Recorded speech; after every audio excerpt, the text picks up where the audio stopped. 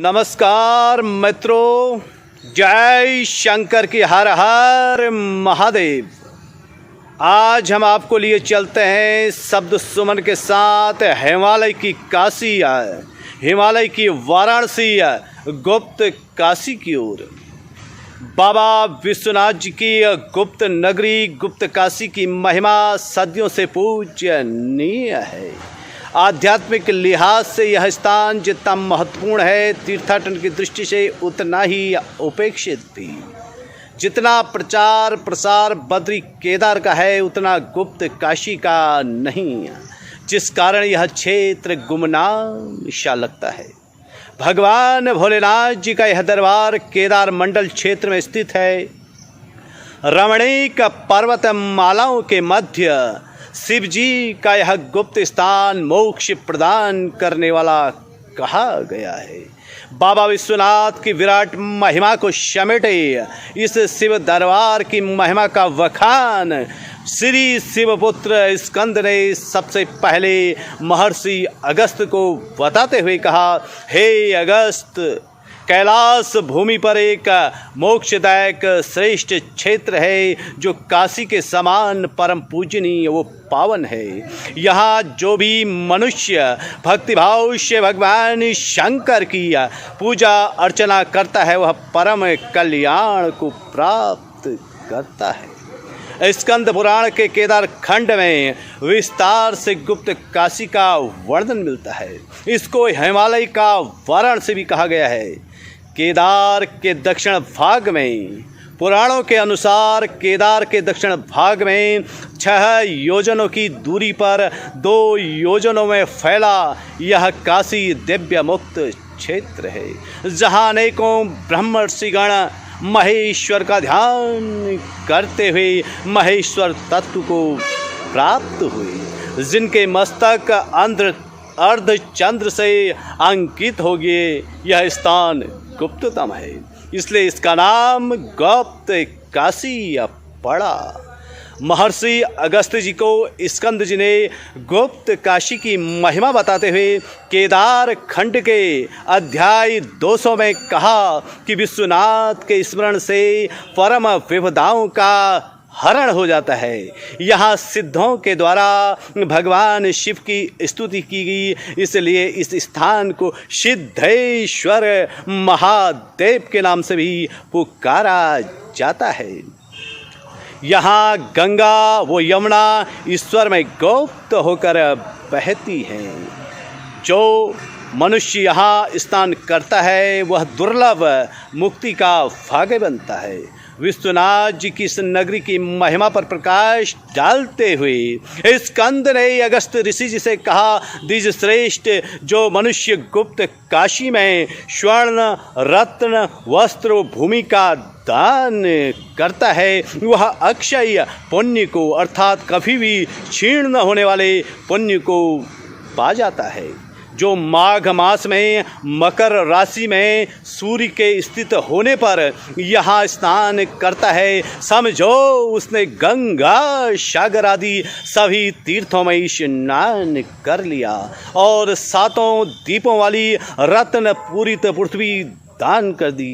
इन्हीं क्षेत्रों में राजा नल ने भी राज्य सुखों को त्याग कर शिव जी की तपस्या की व माता राजेश्वरी की अर्चना की। मंदाकिनी के दूसरे तट पर स्थित नल कुंड में स्नान करके मनुष्य अपने जन्म भर के पापों को जला डालता है। यही वह स्थान है, यही राजा मांधाता ने भी तपस्या करके परम सिद्धियों को प्राप्त किया। यह क्षेत्र वाणासुर की तपोभूमि भी कही जाती है। पुराणों के अनुसार गुप्त काशी के पश्चिम दिशा भाग में बाणासुर ने भगवान भोलेनाथ का ध्यान करते हुए अजेयत्व का वरदान पाया। बाणेश्वर महादेव का यह शिवलिंग समस्त पाप के भयों को दूर करने वाला कहा गया है। इसी भूभाग की पर्वतमालाओं में फेत कारणी पर्वत पर दुर्गा देवी का प्राचीन काफ़ी प्रसिद्ध मंदिर है। महादेवी के इस महास्वरूप ने महान कष्ट से व्याप्त संसार को दुर्गम भय से बचाकर संसार का उद्धार किया। यहाँ जो भी भक्तजन निष्ठा पूर्वक मातेश्वरी दुर्गा की आराधना करता है वह जीवन का आनंद लेते हुए देव दुर्लभ उत्तम भोगों को भोग कर अंत में मोक्ष को पा जाता है। अगस्त ऋषि को बताते हुए स्कंद जी ने पुराणों में कहा है, वहाँ से पूर्वोत्तर भाग में 2 कोस पर दैत भेद को नष्ट करने वाली महादेवी विख्यात है। उसके नीचे के प्रदेश में दानवती नाम की नदी है जिसका वर्णन अतुलनीय है। कुल मिलाकर वाराणसी तुल्य 2 योजन का यह क्षेत्र परम पावन है। राजा नल, राजा बाणासुर, राजा मानधाता सहित गुप्त काशी की कृपा पांडवों पर भी थी। अनेक दंत कथाओं में प्रचलित मान्यताओं के अनुसार महाभारत का युद्ध समाप्त होने के पश्चात पांडव काफ़ी दुखी हुए। उनके दुख का कारण महाभयंकर नरसंहार था।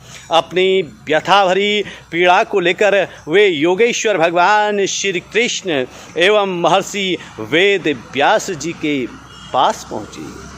श्री कृष्ण वो वेद व्यास जी ने उनसे कहा, भगवान आशुतोष कल्याण के देवता हैं, उन्हीं की कृपा से लोग परम विश्रांति को पा सकते हैं।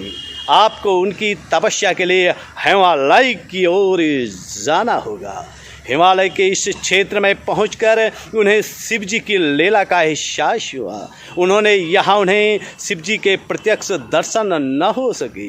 शिव जी यहाँ से गुप्त हो गए, क्योंकि भोलेनाथ जी ने तो उन्हें केदार मंडल में अपनी लीला के विभिन्न पड़ावों से अवगत कराया और यही उनके अवगत कराने का उद्देश्य था।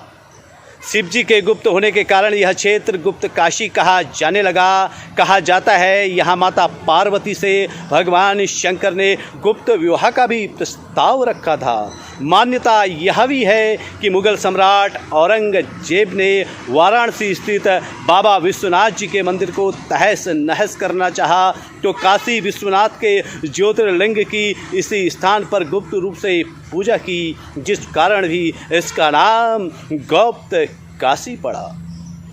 कुल मिलाकर गुप्त काशी की महिमा अपरंपार है। यहाँ भगवान भोलेनाथ जी का विशाल एवं भव्य मंदिर है। आसपास अनेक मंदिरों की अनुपम छटाएं हैं। अनेक शिवालयों की लंबी श्रृंखलाएं यहाँ मौजूद हैं। हिमालय की वादियों में उत्तराखंड के रुद्रप्रयाग जनपद में स्थित गुप्त काशी तक पहुँचने के लिए देहरादून से श्रीनगर होते हुए रुद्रप्रयाग से अगस्त मुनि होते हुए यहाँ तक पहुँचा जा सकता है। कुल मिलाकर के योगियों के ईश्वर और ईश्वरों के भी ईश्वर श्री शिव कल्याणदाता भव्य भावगम्य वृष के द्वारा दैत्यों को कंपित करने वाले शिवा के अधिपति सीता कृष्ण शंभु कल्याणोत्पादक भगवान विश्वनाथ जी की यह नगरी आस्था व भक्ति का अलौकिक संगम है। भगवान शंकर आप सभी का कल्याण करें। हर हर महादेव। गुप्त काशी को श्रद्धा सुमन सादर अर्पित। जय श्री महाकाल।